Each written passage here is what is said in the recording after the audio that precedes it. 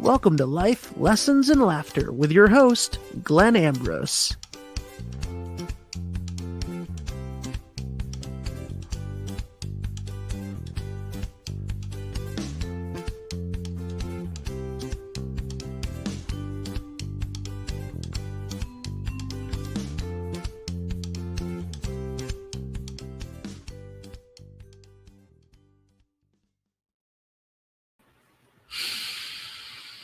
Hello, everybody. How are you? I've missed you. It's been a few weeks, I think.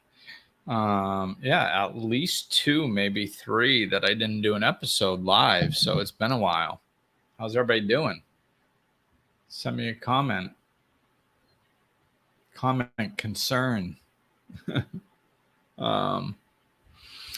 So I just kind of went, I guess living in the Dominican Republic, it's probably a little bit more common, or maybe a lot more common, I don't know, than living in some of the more developed countries. But I know that it's completely possible living in developed countries as well, especially from what I've researched. But I ended up with a parasite, which I didn't know was a parasite, but I just wasn't feeling well. And then I felt better, in a couple of days, which is kind of, if I do get sick, it's usually very short lived and not a big deal.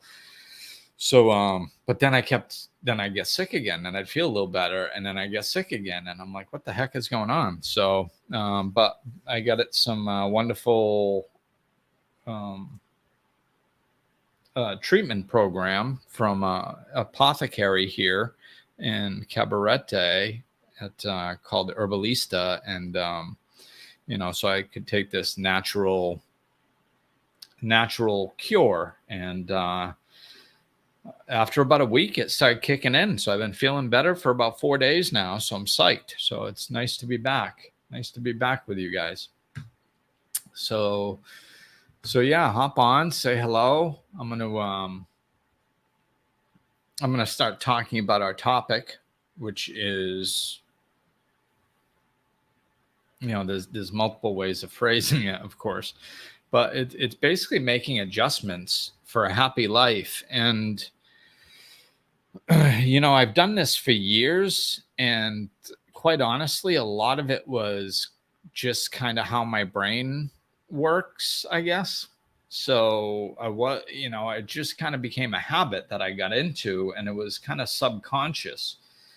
So, it comes up in conversation here and there, and it started coming up in conversation again several times. And I was like, you know what? I think this could be a podcast. I think if I fine tune on this piece, because it's about making adjustments for a happier life, which, when you say it generally like that, it's like, yeah, everybody does that to some degree, and sometimes we even do it too much.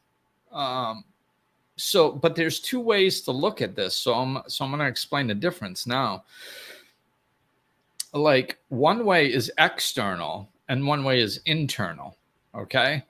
So when you're making adjustments for a happy life, like, we're so conditioned that everything is external, that this is what everybody does. They make external adjustments. And sometimes that's necessary. So it's not that making external adjustments is a bad thing. That can be a good thing. So, sometimes you need to end a relationship, or sometimes you need to end a job. Sometimes if if you go to a restaurant and you have a bad experience, you just don't go back to that restaurant. Like, that's okay. Unless it's really convenient, then you might give it another try, and that's okay too. But this is all external. And I think people are fairly aware of that. Some people could do a much better job at that, and could use some work on that. To be honest, I see a lot of people that don't make the external adjustments when they should. I like to learn everything that I can before, especially if it's a big one, like changing a job. Like if I'm unhappy about a job, I try to dive in and see what's going on with me and what I need to learn first, and then work through that. And then once I'm comfortable that I've learned everything I'm supposed to learn, then I start. And because sometimes, I would be like, oh, okay, well, the job's not that bad once I adjust my perspectives. And then I'd stay longer. But then after a while, I'm like, nah, no, it's this, for me, I was supposed to be a life coach. So I wasn't going to find contentment in any external job. So eventually I would get to the point where I'm like, okay, I learned my lessons, but this still feels like it's not for me. So I need to make an external adjustment, because I did the internal.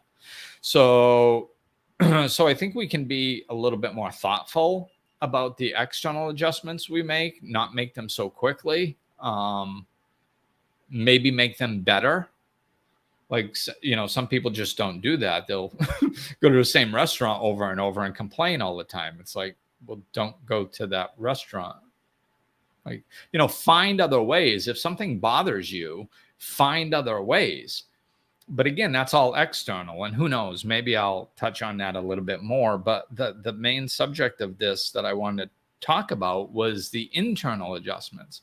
This is what I don't see people doing a lot. So basically how it works for me is, if I'm feeling in a way that I don't enjoy, I don't like feeling that way, then I try to make an adjustment to how I'm perceiving the situation. Because I'm not going to feel in a crappy way. Oh, hey, Linda. Yeah, you found me. Here we are. So welcome. So yeah, a lot of times people don't make the internal adjustments. So if I feel something and I don't like the way I feel, then I understand that my perspective is triggering the way that I feel. So I need to adjust my perspective, because there's nothing wrong with life. Let me see if I can turn this light down a little bit. There we go. Yeah, so there's nothing wrong with life. Life's been flowing for billions of years, and there's nothing wrong with it. It's got a flow. So everything that happens, it's just happening, right? So our judgment makes it good or bad.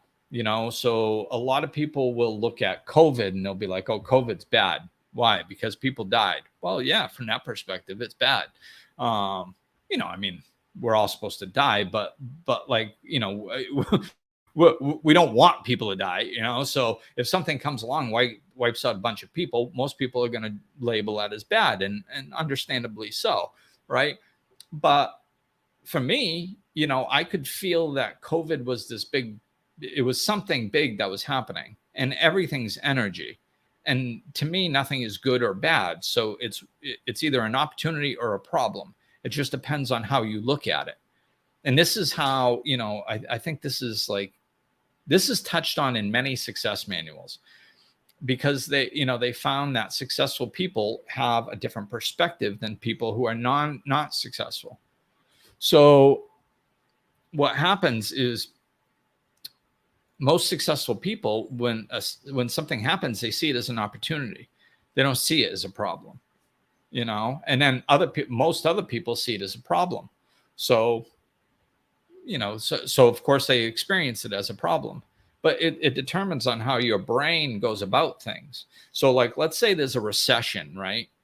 So in the economy. So if there's a recession in the economy, everybody's running around going, oh my God, this is horrible. There's a recession. You can't start a business now. All the businesses are struggling. This is bad. It's a bad time for business. The real intelligent people that are really highly successful see that as an opportunity. Like, so they might start a business that caters to people in a recession. Like, for example, a dollar store. So maybe they open up a string of dollar stores, and they make $1 million during a recession. Why? Because everybody's shopping at a dollar store instead of shopping on the bigger ticket items, right? So this is what I mean. It's just nothing is good or bad. Our thinking makes it so. So from that basis, I make adjustments on how I'm looking at things. So if I'm experiencing something, I don't like the way it feels. I go, okay, well, I need to adjust this. I need to change it. Like sometimes I need to take physical action and make an external change. Sometimes I just need to accept that this is the way it is, and I might not particularly like it, but sometimes life happens this way and there's nothing I can do to change it. So it's just a matter of acceptance and not resisting reality. You know, that's all suffering is resistance to what is. I've said that a billion times, right? All suffering is resistance to what is. So if we just accept what is, then the suffering is minimized dramatically.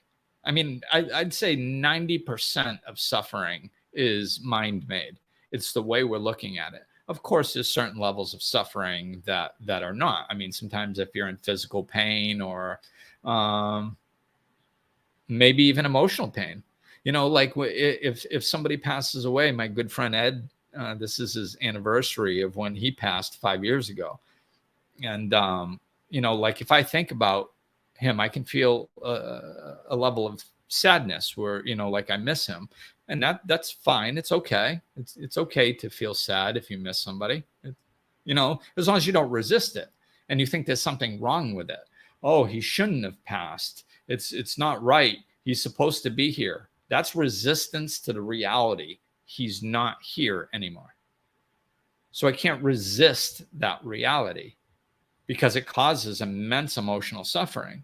So I have to accept that. So sometimes it's a matter of acceptance. Sometimes it's a matter of an external adjustment.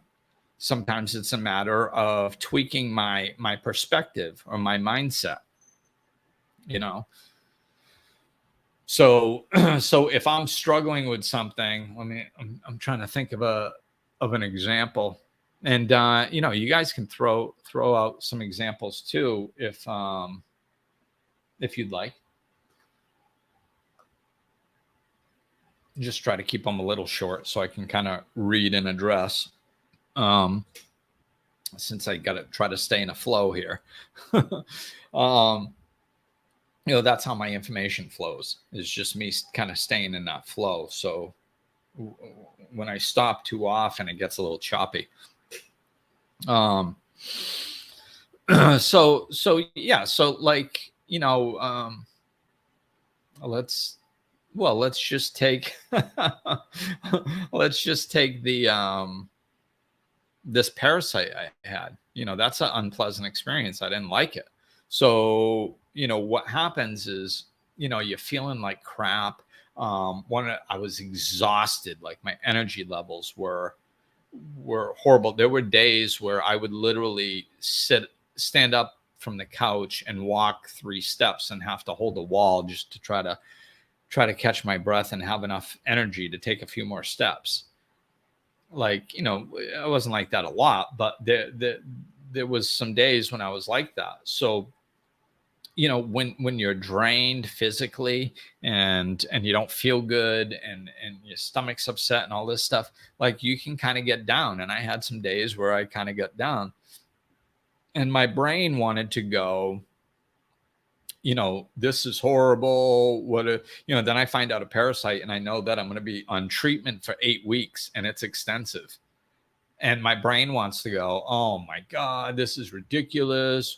Why did I have to get a parasite? And then I didn't know for, you know, getting sick and then feeling better and then getting sick and then feeling better. So I didn't know for like, I've probably been battling this for 3 or 4 weeks and I didn't even know. And then now I start my treatment, which is going to be another 8 weeks. Like, this is ridiculous. And this sucks. And this is horrible. And I don't like the way that I feel when I think like that. And that's what captures my attention. If I don't like the way I feel, that's a red flag that I need to make an adjustment, because there's nothing wrong with reality. There's something wrong with my perspective. So my perspective is disempowering. My perspective is that of a victim. I am a victim of this sickness. That's what my brain started creating. It's not true. I mean, I'm not a victim of anything. So I mean, it's not any more true. It's not false either. I mean, I got sick.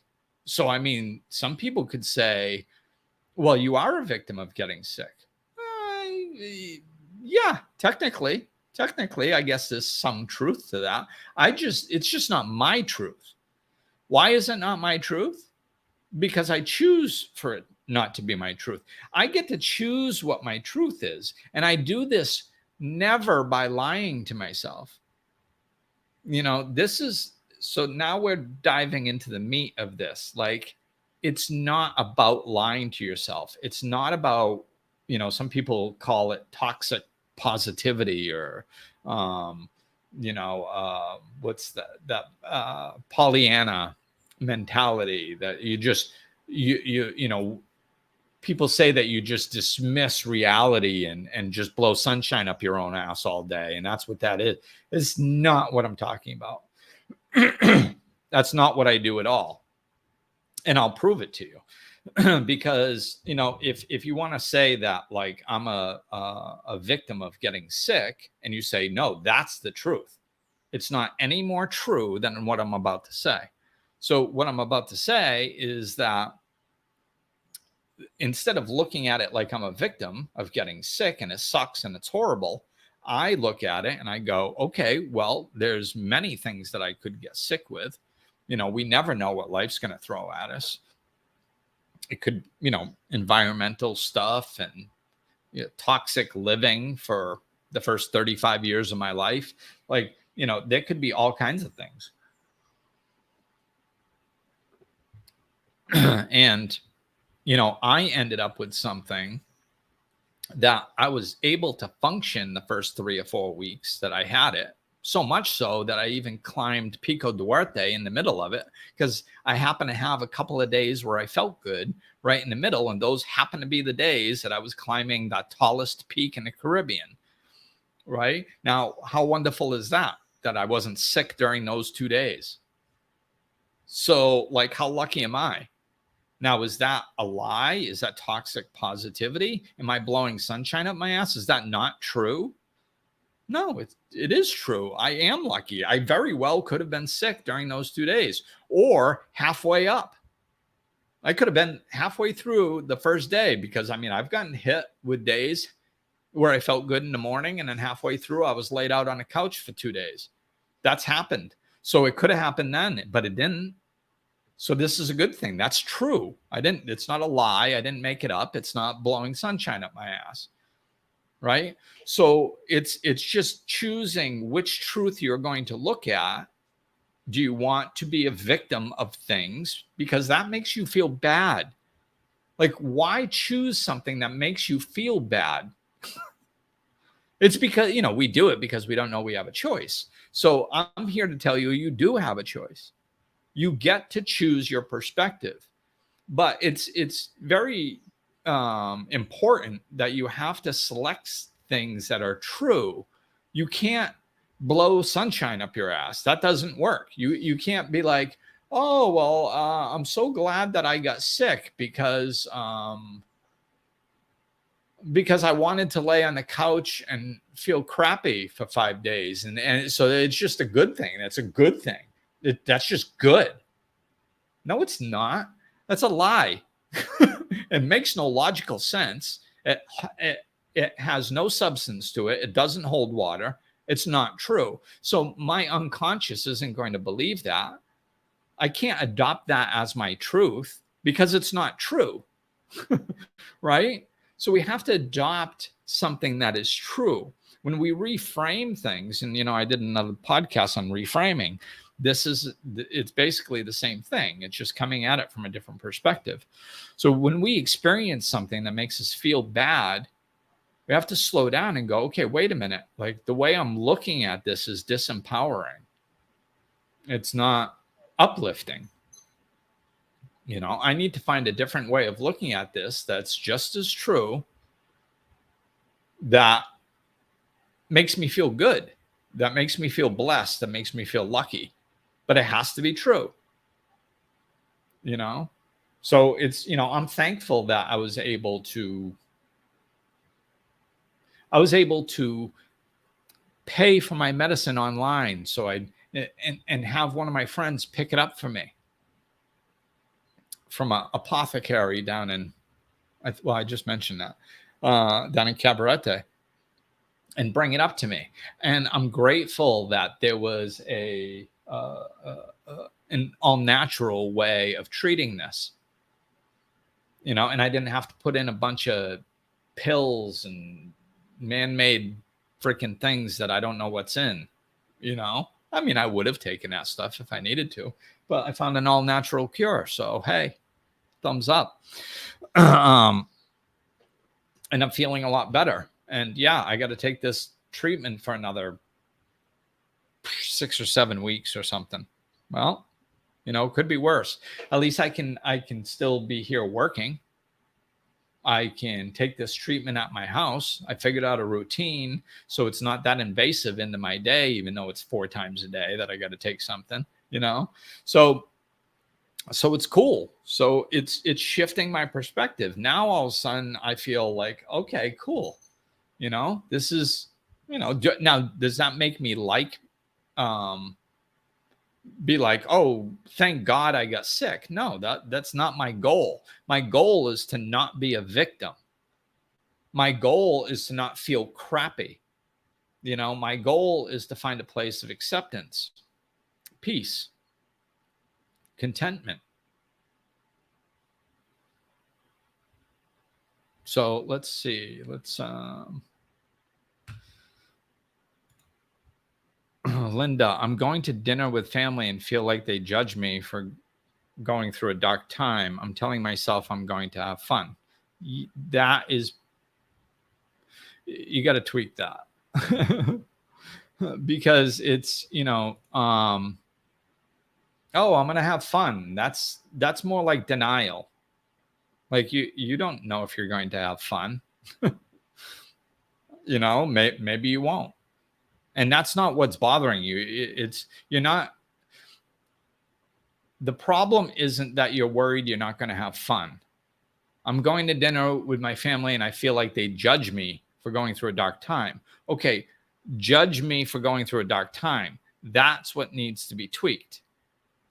Not whether you're going to have a good time or whether you're not, whether you are or not going to have a good time. It's going to your family and feeling like they're going to judge you.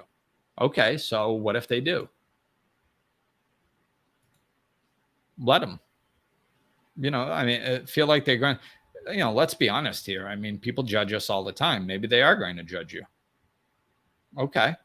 So it's, it's about us not putting, like, we can't give our power away. So, like I said, this has to be realistic. So I'm going to put it into, I'm going to put it into my life, like how I would reframe this. Okay. So if I'm going to go out to dinner and I'm like, oh, geez, what if people judge me? And it doesn't matter what they judge you for. Going through a dark time, maybe people would judge me because, I believe in this spiritual stuff. And if they don't understand it, they might think it's woo-woo, freaking pie in the sky stuff or something. Of course, if they understood it, then they wouldn't be saying that, because everything I say is very down to earth, very practical.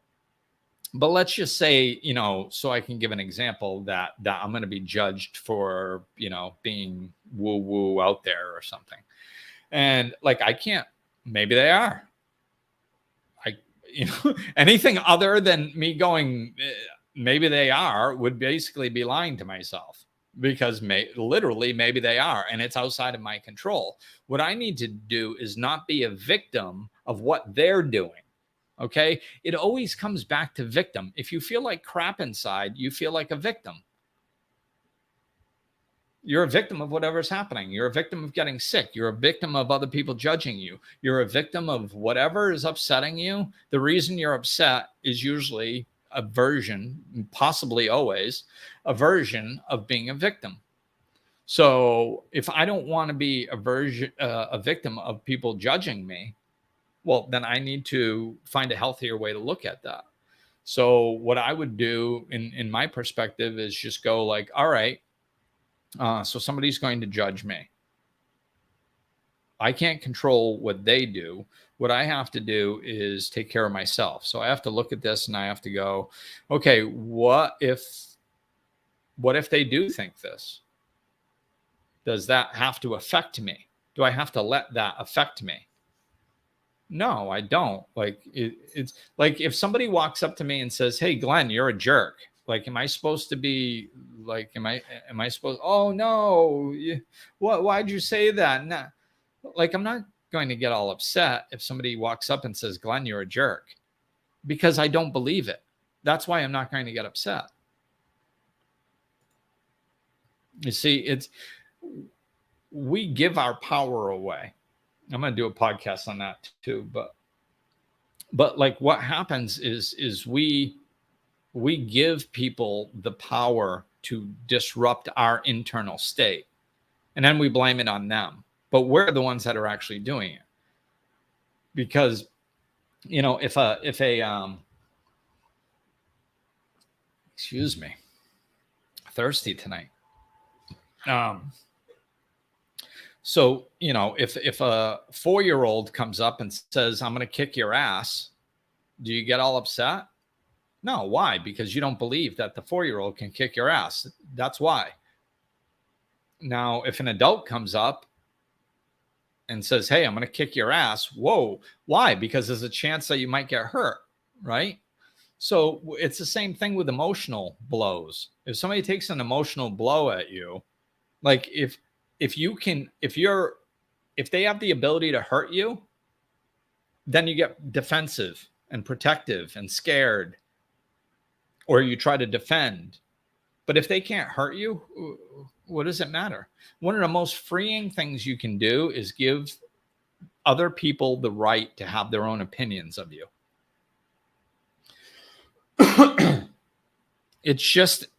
They have the right. They have the right to judge you. Give it to them. Only you can give them that right.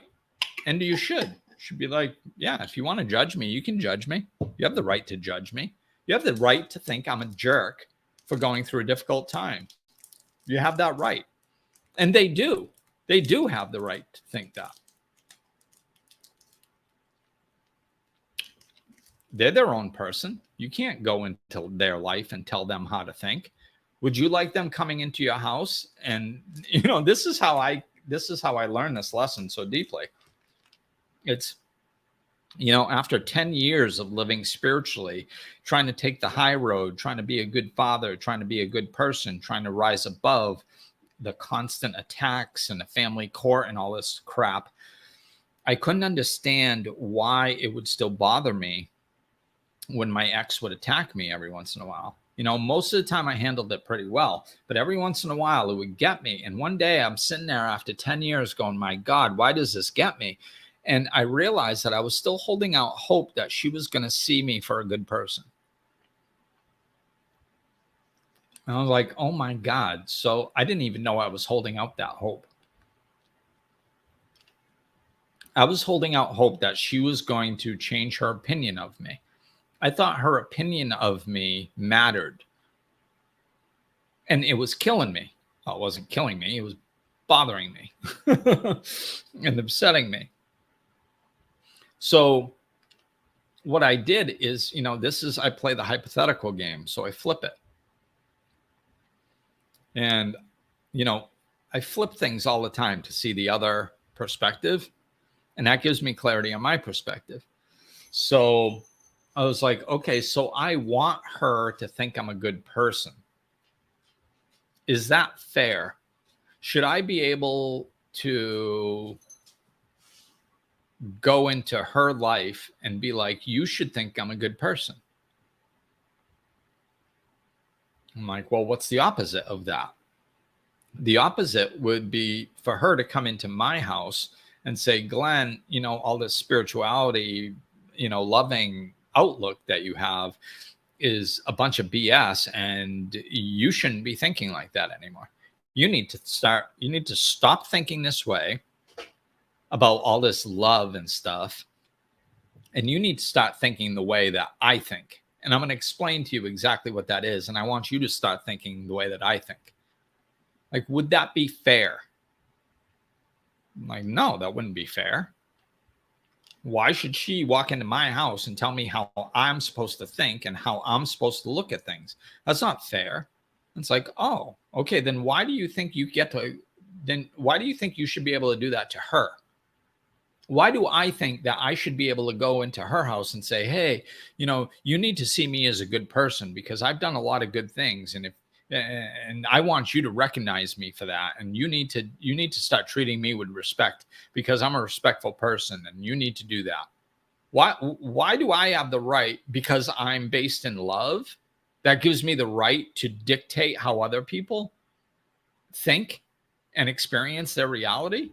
No, it doesn't. Just because we're based in love and our outlook is trying to be positive and helpful, that does not mean we have the right to tell other people how to live their lives. That's different. That's not love.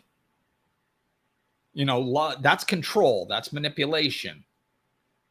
I'm love, so I get to control all you people that aren't love because I'm better than you. That's ego. That's separation. That's control. There's nothing loving about that. So just because myself or you or anybody else is out there coming from a place of love, that does not give you the right to tell other people what to think and how to live their lives. They have the right to think whatever they want to think. They have the right to live their lives. They have the right to judge you. They have the right to, they have the right to put you down as long as you let them. It's about us being in control of our experience. Somebody, I've seen this post many times, but there's this post, there's several posts actually. There's several posts that allude to this. It says something about nice people get treated the worst. And big-hearted people get walked on and all this stuff. And honestly, I don't like seeing that because it's not my experience whatsoever. This is our learning curve. We have to understand what being a good person and what being loving is. Being loving is strong. At times, it looks like being kind at times, and it looks like being compassionate at times, and it looks like listening at times, and it looks like speaking truth at times. So love has many different looks. One energy, many different looks. So, I just lost my train there for a second. So love has many different looks. So what we need to do, oh man, I think I lost it again. Well, this doesn't happen too often. This might have to be a short one because the throat is acting up. Well, I guess I had a lot of clients today and I haven't had clients. I haven't worked that much. So maybe that's what's happening. But whatever, this is live. So we're going to go. So yeah. Okay. I just remembered where I was going. So those little memes and stuff. So like love has different looks, but it never looks like a doormat.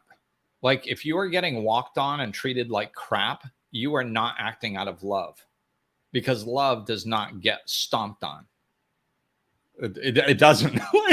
Love is the strongest energy in the world. How can love lose? It can't. How can love get stomped on? It can't. It's literally impossible. So love is like setting boundaries. So if somebody wants to judge me, yeah, go ahead, judge me. I don't care. You have the right. Now, I'm probably not going to spend a bunch of time with you because I don't like spending time with a bunch of judgmental people. It's not because they judged me. It's because those are the type of people that don't enhance my life. I don't like being around them. They're not of benefit to me. And quite frankly, I can't be of benefit to them. So there's no real reason for me to spend time with. Like if I can help somebody, well, then maybe I'll spend some time with them. If they can help me, well, then maybe I'll spend some time with them. If we can help each other or and sometimes that's just enjoying each other's company. If we could just enjoy each other's company, well, then I'll spend some time with them. But if they're a negative influence on my life, why would I have them in my life on a regular basis? Right. And I mean, thankfully, I'm in a good place with my family and everything. But if that was my family, it'd be the same thing. I mean, I don't care what blood you have going through your veins. If it's the same as mine or not, you are not going to crap on me. Like I used to tell that to my son. I mean, anybody that knows me or listens to this podcast knows how much I love my son. I mean, like I can't even put into words how much I love my son.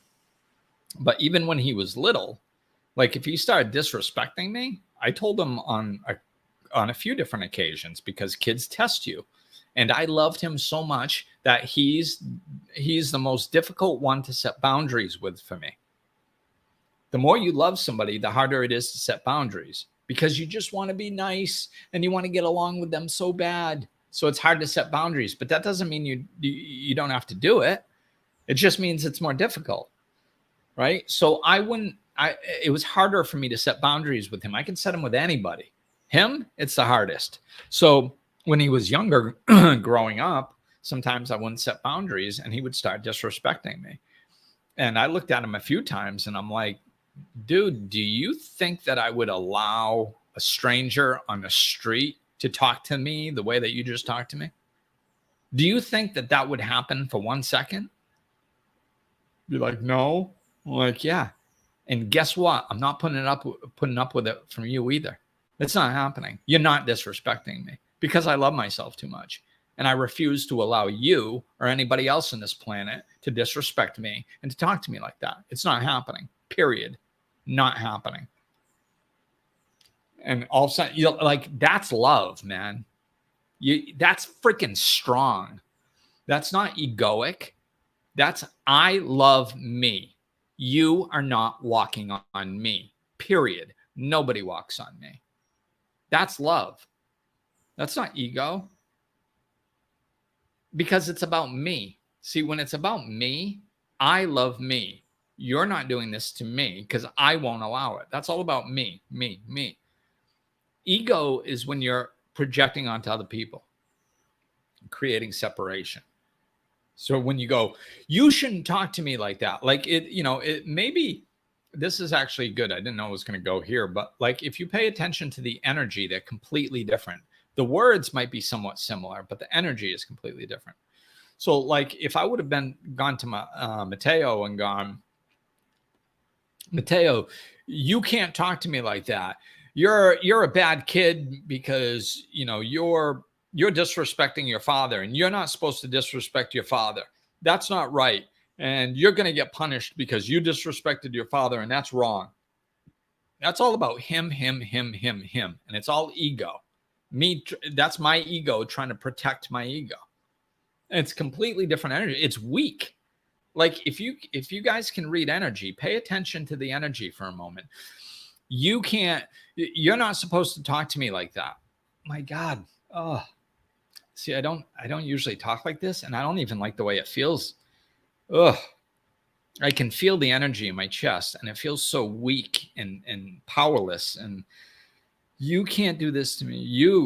It's coming from a victim mentality. I hope some of you people listening can feel that. Do you feel how weak that is? And how projecting and egoic driven that is?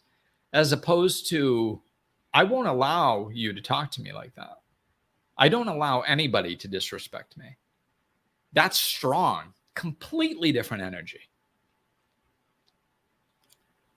This is what I'm talking about. We are responsible for our own experiences.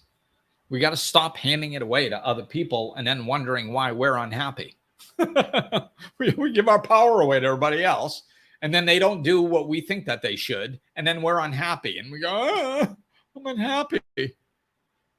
Well, that's because you gave your power away to every Tom, Dick, and Harry that had a mouth, and they didn't say exactly what you wanted them to say, so now your feelings are all hurt. Don't hand your power away. Don't put your happiness in their hands. This way, if somebody wants to judge me, like I remember years ago, somebody, I went and hung out with somebody that I didn't know very well. That was a friend of a friend. And I offered them to spend the night because they were driving, I think. Yeah, they were driving. Well, they left their car in my house, one or two, because of where we were going. And when we were coming back, they're like, oh my God, it's going to be such a long night and day. I have to drive all the way back, whatever, half hour, 45 minutes this way. Then I have to drive all the way back this way, another 45 minutes, and it's already late and blah, blah, blah. And I said, well, if you want, you can crash at my place. I mean, nobody's there, it's just my place. My son's out for the night. So, I mean, you can just crash at my place, and then you don't have to do that drive there tonight and then back a few hours from now. And I was trying to be nice. Well, it was a female, and she took it as me trying to get her in the sack. So she started telling people, or, at least a friend of mine, oh, I can't believe Glenn was trying to get me in a sack. And my friend was explaining this, and they were like, oh, did that get you upset? And I said, no. And they're like, why? I said, because it's not true. And I know that. So I wasn't trying to get her in a sack. And so I'm fine. They're like, well, yeah, but if she's telling me, then she's probably telling other people. I said, so what if people start thinking that that's what you were doing? Like, well, then they have the right to their opinion. If people want to take somebody else's word without asking me from my perspective and then judging me as a bad person because of that, that's okay. They can judge me as a bad person. And then they they probably won't want to hang out with me because they think I'm a bad person. So that's cool. So they won't hang out with me. So a judgmental person just exited my life without me even having to know about it or do anything. This is wonderful. That's a good thing. So like, I allow people to judge me because their judgment of me doesn't matter. I know who I am. I know my intentions. I know, like, whether I'm a good person or whether I'm not a good person. I just stand in that. And people who can't see that I'm a good person, well, they can go, or they can spend less time with me. That's all right. Fine. There's 8 billion people on the planet. I don't need to be friends with all of them. It's fine. If we don't enhance each other's life or enjoy each other, why would I want you in my life? Why would I try to save you? Oh, I have to make sure they don't think something bad of me. Why? So I have more judgmental people in my life? Why am I trying to have judgmental people in my life? Why am I trying to hold on to judgmental people like they're of value? They're not of value. They're judgmental. So, and I don't want judgmental people. So you may go. And wait, I don't even have to tell them. They just do it on their own. That's even better.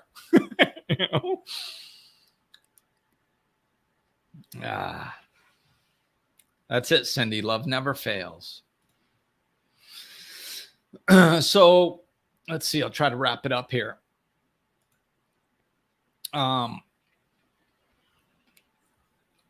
So it's monitoring how you're feeling. We have to have, I find it very beneficial to have red flags.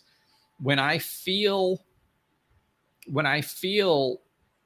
yucky, pardon the technical terms, when I feel in a way that I don't enjoy, I shift I stop for a moment and look at it and find out why I'm not liking the way that I feel inside. Why do I not like the way that I feel inside? Anything can happen. Like I do this a lot of times. I can do it in 3 seconds in my head about stuff all the time. I was explaining this to somebody, and like sometimes with my clients, I'll go over. That's my responsibility. Sometimes my clients apologize to me and I tell them I'm responsible for my own time and my own life. So you don't have to apologize. If I go over, it's because I choose to go over. Everything that I do is a conscious choice. And this is another way to make these adjustments. It's the same thing. It's just another doorway to come in and a different perspective to look at it from. Conscious choices instead of unconscious choices. So like I go over on my sessions sometimes. And if I do, that's a conscious choice. I'm aware of my schedule. And sometimes I look at my phone just to double check to see if I have a client right after them or something, to see if I can go over. So I'm not, stepping on somebody else's appointment time, of course. Because if you check with my clients, I'm always on time. I might go over sometimes, but I'm always on time. And over the years, I've thought, Glenn, you really got to tighten that up. You really got to tighten that up. And sometimes I have, and sometimes I don't. But I will run a check. If it's starting to impede on my life, I just run a little check, like because things are impeding in my life, right? So like, let's say I'm with a client and I go over and then I go roll right into another client and I didn't have time to eat because I went over. So now I'm hungry. So what my brain wants to do is go, maybe I'm hungry and I'm still towards the end of the session and my brain doesn't like the feeling of being hungry. So it wants to try projecting that onto my client or something like it's their fault. Like, like, oh my goodness, like, geez, I wish we could just get off the phone. Like, I mean, I'm hungry. I got to eat. I haven't eaten in 5 hours. Like, don't they know this? That's irrational thinking. But if I don't like the way, I don't like the way that feels. So I can pause even in the middle of a phone call and in 3 seconds go through this process where it goes, okay, wait a minute, Glenn. Now, why are you upset? Oh, because you're hungry? Okay. Why are you hungry? Oh, because you went over on your sessions? And, okay. Whose fault is that? Oh, well, they were taught. No, whose fault is that? Who's in control of your life? Oh, I am. Right. So it was your choice to go over. You knew you were going over. Sometimes you go over and you chose not to take action on that and limit it. And you went right over your lunchtime. That's your fault. So just accept it. It just is what it is. It's not a big deal. Maybe you can make a mental note not to do it again. If you don't like missing your lunchtime, then you should make an external adjustment, and make sure this doesn't happen again. And it's your decision. So stay to the allotted time for your sessions. Otherwise, you might get hungry sometimes. Okay, so then I have a choice. I either make that adjustment externally and stop following my times and have lunch, or I say, it's not that important. Whatever. And then I just miss my lunch again and I'm hungry. And I go, my brain wants to complain about it and act like a victim. And I go, no, it's your choice, dude. It's your life. You decided to go over. If you want to eat, don't go over. Very simple, right? So I never drop into that victim mentality of it. I take responsibility for my own choices. So it's a conscious choice. And if I want to, sometimes I'll fall on the Jenny, you might be like Joe Pesci when he needs a Snickers. Yeah. Get a little psycho on there. But But actually, that's a good point. So we talk about this hangry thing, right? You get angry when you're hungry. So the like we that happens when we're unconscious, when we're not aware and we're not taking responsibility. This actually prevents that, because how can you be angry if like nobody did anything to you? Right? You get angry when you're projecting outward. I should be able to eat. I feel like crap, and I shouldn't feel like crap. When you're resisting reality and fighting against it, and you're not conscious of what's going on. If you're sitting there and you go, okay, I'm hungry, and that's why I'm feeling a little off, so just relax, don't act on it, you'll be able to eat soon. Oh, okay, then you can be more in control of your own experience, right? It's about not dropping into that victim mentality and reframing things, taking responsibility for our lives, and either accepting the situation as it is, and just going, hey, sometimes we make mistakes in life. It happens, I'll just stay on the same example. Say I'm talking with a client and I'm taking action and I'm sticking with one person, like my schedule, right? And then all of a sudden, don't you know that it's right at lunchtime and I get caught up in a conversation. And even though I told myself before that phone call that I was going to stay on time, I got caught up in what I was doing and I didn't. And here I am hungry again. So if I get caught up, feeling hungry again, then I have to look at that and go, okay, Glenn, what happened? You weren't going to allow yourself to do this. Oh, yeah, but you did. Yes. Okay. Judging myself and calling myself an idiot does not help. We got to get rid of the judgment and just learn from our past. So I'll just look at that and go, okay, you were going to judge yourself for this. You made a mistake. You were going to end that phone call and you didn't. Okay. Well, you didn't. So it's too late now. Accept the reality of the situation. It just is. And make the adjustment next time. You have to take it a little bit more seriously, because this time you said you were going to make the adjustment and you didn't. So you fell short this time. It's okay. We got to get rid of that judgment piece. When there's a wonderful quote, like something like, and I don't know who said it, but something like, if you don't learn from history, you're doomed to repeat it. Wonderful quote. Very true. However, what we do is we combine learning from our past with judging ourselves. We're so conditioned that if we feel like if we beat ourselves up enough, then we'll change our behavior, because that's how we were raised. Everything's punishment based. Jail is punishment based. School is punishment based. Parenting is punishment based. And it was, of course, worse when we were kids. It's starting to get away from that a little bit. Some of the parenting is, but so everything is punishment based. So we think if we're doing something wrong, we have to judge and punish ourselves, and then we'll stop doing it wrong. But they found scientifically that negative reinforcement does not change negative behavior. Only positive reinforcement does that. And yet we still do it to ourselves. So we need to separate this punishing ourselves, judging ourselves, calling ourselves bad, and learning from our mistakes. Those are two different things. We can learn from our mistakes without judging ourselves for them. And just sit there and go, I made a mistake. So what? Do you know somebody that doesn't? Really, think about it. As an adult, if we make a mistake, we feel like idiots. Why? Why would you feel like an idiot when you do something that everybody does consistently? We all make mistakes. We live in an imperfect world. Screws fall out.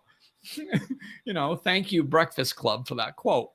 We live in an imperfect world. Screws fall out.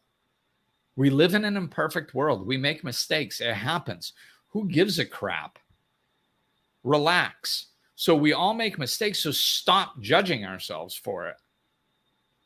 And just be like, okay, I made a mistake. Whatever. We all make mistakes. So that's not a big deal. But what can I learn from this? What can I learn from this? You see, there's one way is disempowering and one way is empowering.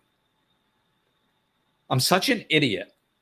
I can't believe I made that mistake. Completely disempowering, no positive value or benefit whatsoever in that statement at all. None. Not only is it not beneficial, it's literally detrimental because it hurts your self-esteem. 90% of the people I know, even the spiritual people, have room to grow in the self-love, including myself, have room to grow in the self-love and self-esteem area. I mean, there's areas I love myself probably more than most people, but that doesn't mean that there isn't room. That doesn't mean that like I never have doubts about myself or second guess myself, or, there's room for me to grow. Most people beat the living crap out of themselves. If anybody treated you the way you treat yourself, you'd kick their ass. Like, we got to start treating ourselves better. Drop the judgment and still learn. I made a mistake. It happens. And then learn. That's empowering, and you become a better version of yourself. Judgment, you become a worse version of yourself. So let's see. I'm going to touch on a couple. Well, I'm going to look over a couple comments. Yeah, I have to push back on that all the time. My son and I started walking at lunch, and I just started in a new role at my job. And I am literally onboarding and coaching people who have no idea what they're doing. When they have an emergency, they try to make it my emergency. I make them schedule time with me, and I have that walking time blocked off, non-negotiable time. Right. We have to set boundaries. Like, we can't be the victim of other people. Oh, you need to help me now. No, this is my time. This is how I stay sane. We have breaks at work. Like I talk about this, like lunchtime, breaks, vacation time. You know how many people don't honor that? We need to honor that. Like, do you think companies get like schedule break times for their employees and lunch and stuff because they're nice people? Like, because they care about you? No, they do it because they found that if people don't have breaks, regular breaks and lunchtime, their production level goes down. Why does their production level go down? Because they're miserable, unhappy, and it's not natural. We're not robots. We're not supposed to do that. We're supposed to take breaks. We're supposed to have downtime. We're supposed to have little breaks throughout the day where we can disengage. If we're going 90 miles an hour all day, it's that momentum building up. We just never stop. We can't get off.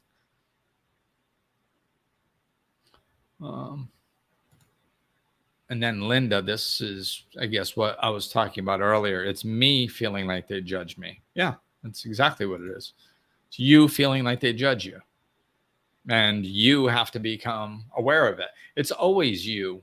All work is self-work. We think we're so used to blaming other, like life and external situations and other people for our unhappiness.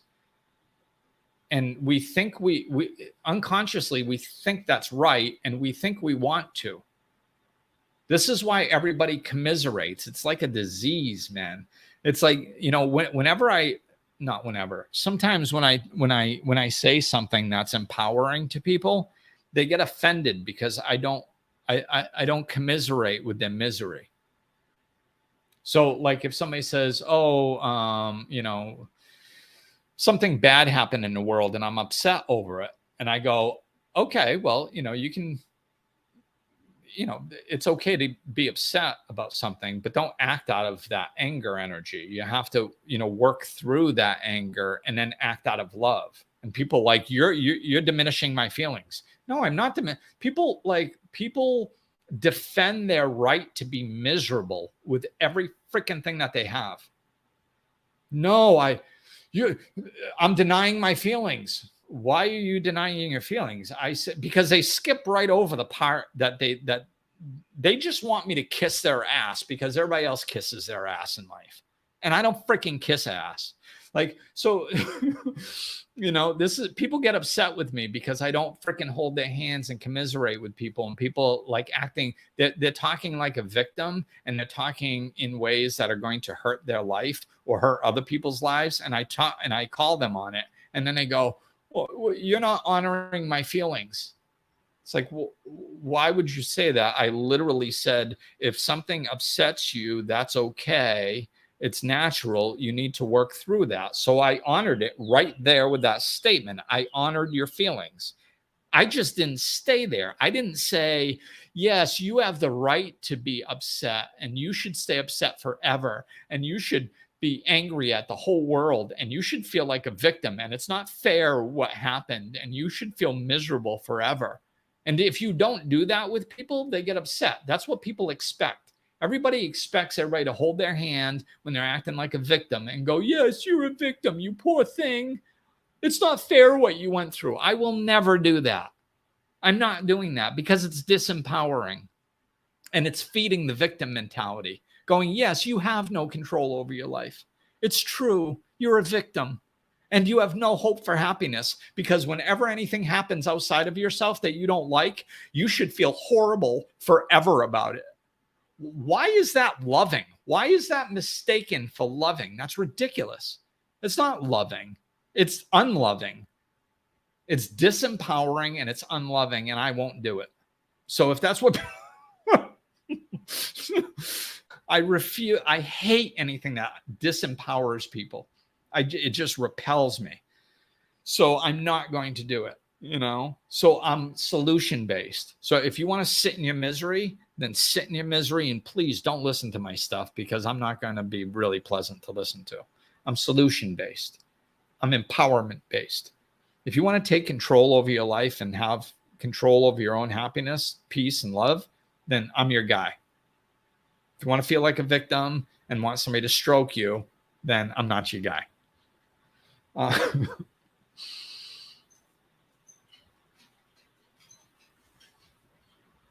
Yeah.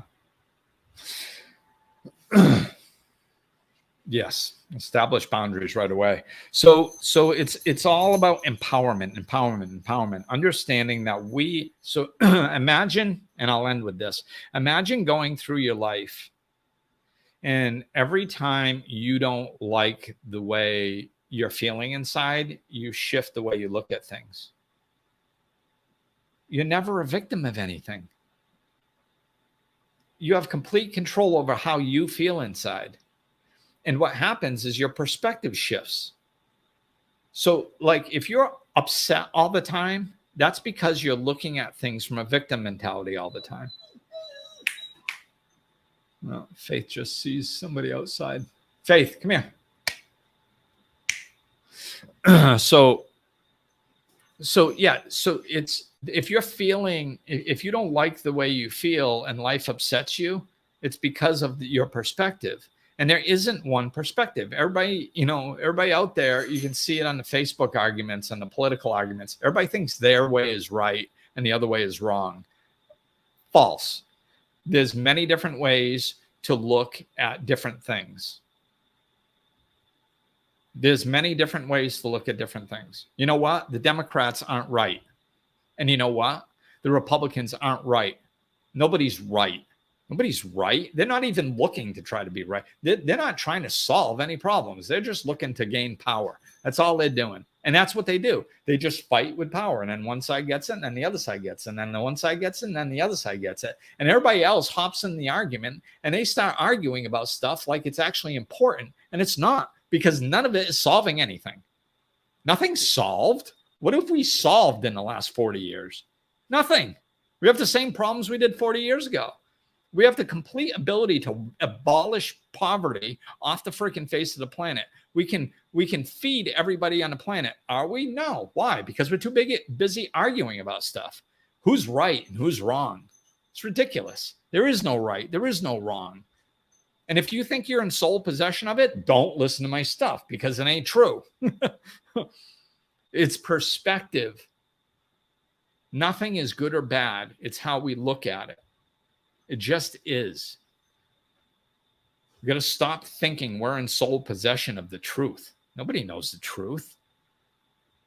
I mean, there's some eternal spiritual truths that I seem to resonate with, and even those, like even things that I believe down into my core that are spiritual truths that I've been gifted. When I woke up spiritually 19 years ago to understand some of the mysteries of the universe that are eternal truths, even those I hold loosely. I loved it when Oprah had her Super Soul Sunday TV series. Like when it first started, like, oh my God, it was what, at least 15 years ago, 20 years ago, I don't know.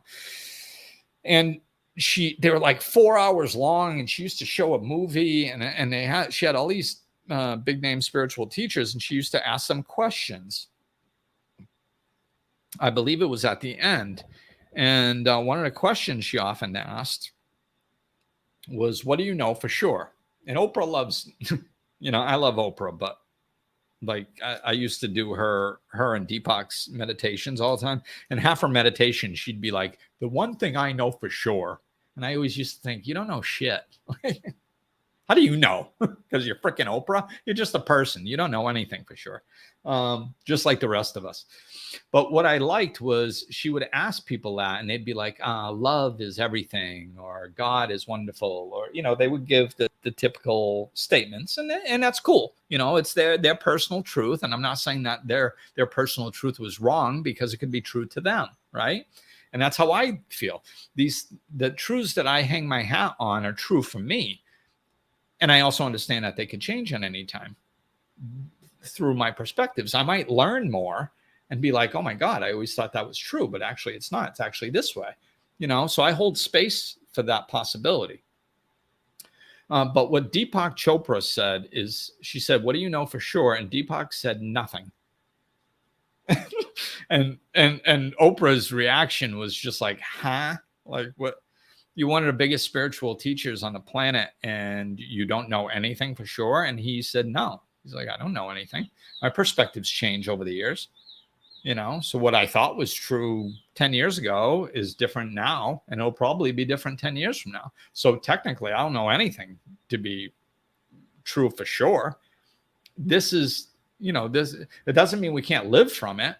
It's just, we have to stop thinking. And this is like spiritual, eternal truths we're talking about here. But yet,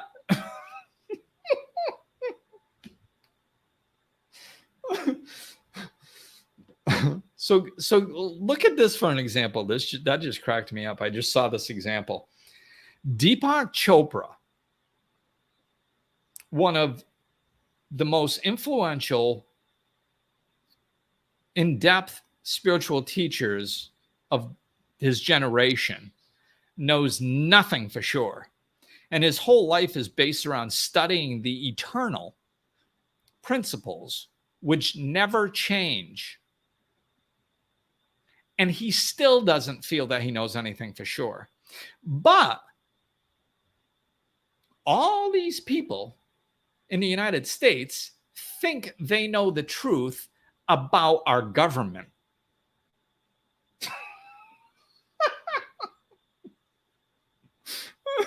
It's ridiculous. Deepak Chopra doesn't know anything for sure about the eternal, never-changing reality that is his whole life, that he's gotten deep spiritual insights that, by the way, have been backed up for thousands of years by prophets and sages for thousands of years. Eternal truths. And he still doesn't know anything for sure. But you know what Biden is doing behind closed doors, and if it's good or bad, or Trump, or any other knucklehead in the freaking government. You have no flipping idea what goes on back there. You have no idea. And you think you're in sole possession of the truth. And if anybody says anything other than what you're saying, you fight with them about it. Seriously, man, slow down and think about this stuff. The stuff that upsets us is absurd. It's just distraction. Everybody is distracting, fighting, thinking that they're in sole possession of the truth, and everybody else that doesn't think their way is a moron. Like, we have to understand, primarily, slow down, disconnect from the freaking political argument or whatever has got your panties in a freaking bunch. Disconnect from that for a moment. Come back down to reality for a second and go, okay, wait a minute. Are there multiple ways of viewing the same situation? Yes. Always? Yes. Always. I just gave you an example.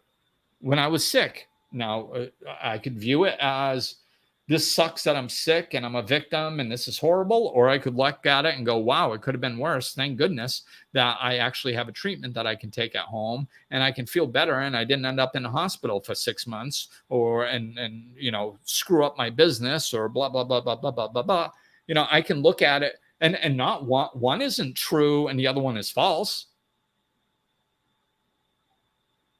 That's not the case. That's not the case. It's not, they both have truth to them. It's just, which one are you going to latch onto? Well, I latch onto whichever one makes me feel good. That's what this podcast is about.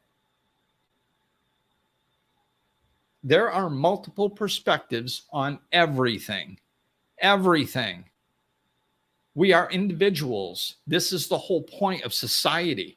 We are made to So now I'm really going to wrap it up with this. We need each other. We need community. We're supposed to have different perspectives. We're supposed to think differently. We're not supposed to agree. And I don't understand why we think we're supposed to agree on everything. We're never going to agree on everything because there isn't one way to look at everything. So we need each other. If you take a person and put them on a deserted island and pick them up 3 years later, they're a lunatic. Why? Because they're alone. They're stuck in their head. They have nobody to talk things out. They don't have multiple perspectives. We need each other as a society. People think all we need is food, water, and shelter. No, we need each other. We will literally go crazy if we do not have other people in our lives. Why? It's because we're made that way. That's innate. We were made that way. And it's not just for procreation of our species. Because we have a sexual drive for that. And there's other things you can do that. It's because we are better in community than we are when we're separate. It's just the natures of law. I mean, the laws of nature. So it's like hyenas that hunt in packs, and wolves and tigers, and they're intelligent, man. They use each other. They're like, the lion, you roar over here and it's going to scare all the deer and they're going to run into our direction and we'll be waiting over here. Like, they do this stuff. Why? Because they're stronger together than they are alone. They're more effective together than they are alone. This is how we are as people. We are more effective together than we are alone. Why? Because we have different perspectives. That's why. If we all had the same perspective, we wouldn't need each other. If we agreed on everything, we wouldn't need each other. We wouldn't grow as a species. We wouldn't expand. We would be stuck in one way of thinking. And we would only accomplish what that line of thinking could accomplish. Einstein said you can't fix a problem with the consciousness that created it. See, this is why we need different perspectives, because not one person can figure out everything about life perfectly, right? So that means they try and then they run into a problem. They can't fix that problem because their consciousness created it. That's how they got there. So then they need the consciousness of somebody else come in. What's that? A different perspective. A different perspective comes in. They go, hey, what if you look at it this way? Oh my God, that's genius. I never thought of looking at it that way. So then they look at it that way, and then that's the solution to their problem. Therefore, these two people just worked through a problem that one of them could not. This is society. This is the dynamics of how we are supposed to function. And if we embrace our differences and understand that different perspectives are an asset, if we use them as an asset, nothing is good or bad. It just is. So the fact that we have different perspectives is not good or bad. It just is, just like everything else. It's how we use it. Right now, we're using the fact that we have different perspectives to divide as a society. So we are dividing as a society because we think that people that think different than us are wrong and bad, and they should shut their freaking mouths. So we're not seeing it as an asset. We're seeing it as a problem.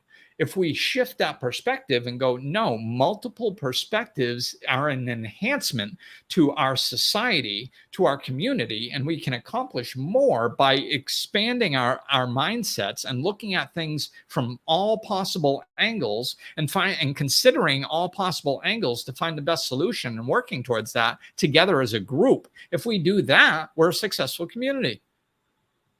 So if we see our individuality and our perspectives being different as an asset, and we use that, it turns into something good. If we see it as a detriment and we fight with each other over it, then it's negative. You see? Ooh, I like that. I like how that one wrapped up, man. That's just all. And it was some fresh material. I haven't said some of that stuff before. I loved how that flowed. See, this is how I work. This is one of the reasons why it's enjoyable, because like this is like it's like, oh my God, I feel so fired up and so much love in my heart right now. It's wonderful. It chokes me up that I get to feel this.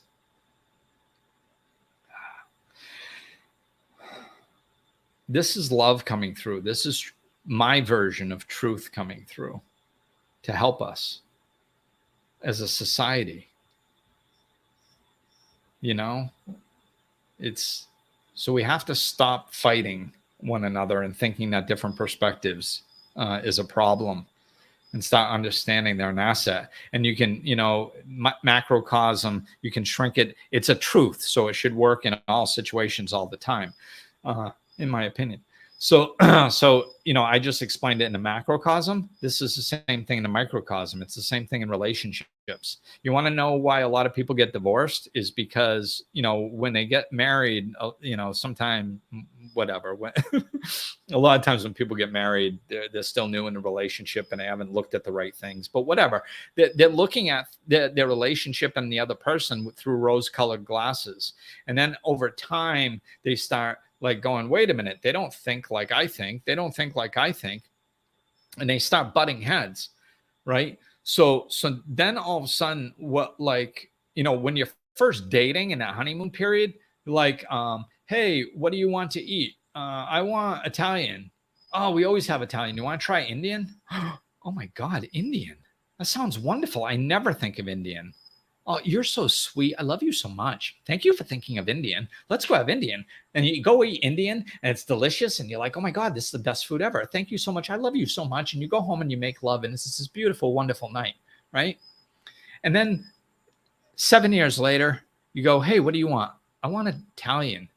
Oh, we always have Italian. How about Indian? Oh my God, you're such a pain in my ass. Why can't we just have Italian? Everything's such a project for you. That's perspective. You used to value a different perspective. Now you punish a different perspective. You think it's a big pain in the ass. You see? It's just perspective. You know, if you go, well, you know what? That's cool. You know, I'm glad you brought up Indian because we haven't had it in a while. And that's a good perspective to keep in mind. I just kind of automatically go to Italian all the time. So thank you for bringing up Indian. I don't feel like it tonight though. But I do want to do it soon because it is a good idea. So do you want to do Italian tonight and maybe Indian next week? Or is there something else that might be in the middle? Maybe we could do Mexican. How about Mexican? Mexican. That sounds great. We haven't had that in forever. And it's a little bit Italian and spicy, kind of like Indian. Oh my God. Yes, that's perfect. That's the happy medium. I mean, it might sound silly, but I'm telling you, man, if you view a different perspective as an asset in your relationship, your relationship, it's going to enhance your relationship. If you think that the fact that the other person doesn't always agree with you is a detriment, then it's going to become a detriment. It's all about how you look at it. Nothing is good or bad. Maybe that should have been the title of this. Nothing is good or bad. All right, cool. Tammy. Yes, I'm so happy for you, Tammy. Congratulations on getting this new lease on life. Yes, it's time to figure out your new life. Let me know if I can help. I'm really pumped for you. I mean, Tammy, I don't even remember when I first met you, Tammy. Like, we were little kids. I think your dad did my pool when I was in 3rd grade or something, if I remember right. Awesome. I'm so excited for you. Tony, thank you for tuning in, my friend. Get your ass over to the DR. Kevin, hey, man, thanks for tuning in. Good to hear from you. Yes. Yeah, you can get your butt over here, too. And anybody can get their butt over here. Just shoot me an email. All right, everybody. Thank you for tuning in. It's been fun. You guys all take care. Oh, and Tony's wishing the best for Tammy too. Cool. Oh, I'm glad to hear that, Linda. I'm glad I helped. All right. So take care, everybody. Thanks. I'm going to wrap it up. Where's my little closing? There it is. All right. Peace. Take care. Love. Looking for more? Check out over 200 episodes of Life Lessons and Laughter, or click the link in the description of this episode to connect with Glenn directly.